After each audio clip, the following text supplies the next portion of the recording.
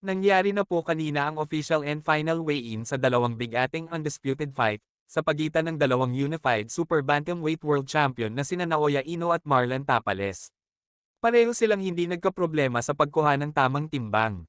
Si Tapales ay tumimbang ng 121.2 pounds habang si Inoue naman ay tumimbang ng 121.6 pounds na kung saan ay parehong pasok sa 122 pounds limit ng super bantamweight division. Kaya naman ay tuloy na talaga ang kanilang historic fight bukas. Katulad kahapon ay nabigay respeto ang dalawa sa isa't isa at walang ang-asa na nangyayari sa face-off. Pero madalas makita sa kamera na nakatutok talaga ang mga mata ni Ino sa dalawang belt na hawak ng ating kababayan. Isang senyales na gutom din talaga si Inoue na kunin ang mga titulo ni Tapalay. Samantala, sinabi naman nga po ni Tapales na gagawin niya ang lahat ng kanyang makakaya upang makuha ang panalo bukas at maipatikim ang unang talo sa binyansagang halimaw ng Japan.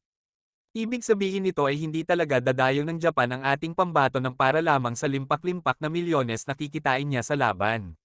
Bagkus ay gusto niya talagang iuwi sa ating bansa ang apat na titulo ng 122-pound super bantamweight division. Sinabi din ng kampo ni Tapales na nakasilip sila ng butas kay Inoue na siguradong magpapabagsak dito dahil napanood nila ang live na laban nina Stephen Fulton at Naoya Inoue. Pero syempre hindi po nila sinabi kung ano ang mga nasilip nilang kahinaan ni Inoue. Habang ang MP Promotions President Sean Gibbons naman ay sinabing wala daw rematch clause ang kontrata sa pagitan ng dalawa. Pero handa daw silang bumalik ulit sa Japan at pagbigyan ng rematch si Ino kapag naging nagtagumpay sila sa laban.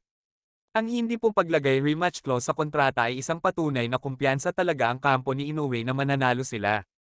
Kadalasan po kasi sa mga ganito kalalaking laban ay hindi susugal ang mga yamadong fighters nang walang rematch clause sa kontrata nang sa ganon ay kapag nasilat sila ay may pagkakataon pa silang makabawi.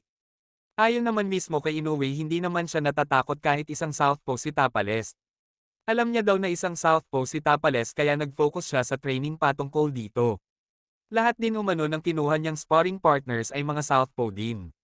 Kaya naman ay hindi niya naman nakikitaan ng disadvantage para sa kanya ang pagiging southpaw ng ating pambato. Wala umanong espesyal dito. Habang ang batikang top-rank promoter na si Bob Arum ay ginagarantiya sa lahat ng fans na isang napakagandang bakbakan umano ang makikita natin bukas sa pagitan ni Inoue at Tapales. Muli din inihalin tulad si Inoue sa mga legendary fighters na hinawakan niya sa nakakere na sila Muhammad Ali at Manny Pacquiao.